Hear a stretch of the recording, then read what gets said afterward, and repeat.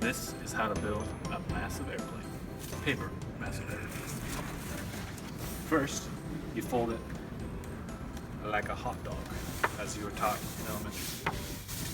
You know, hot dogs like this way, like that. Then, you make a pointy and line it up with the center of the middle crease. Then, you fold it onto this side, centering it with the crease. Then you flip this down, making pointy ends on the adjacent sides. Then, once it's all ready, you pull your crease this way. And then you pull this side over to the middle, like that. Trying to smooth out your creases as best as possible.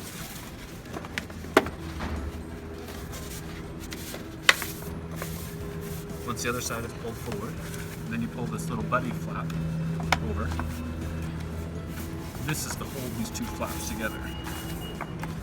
Then you pull on its opposite side here and fold to the center crease that was done at the beginning. Now you need to make the wings.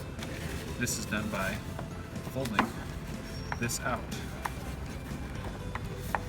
Kind of want to make a nice sharp point towards the front. Take the crease and push it out. Flip it onto the other side. Flip it over. And then pressing that down. Now the paper airplane is made.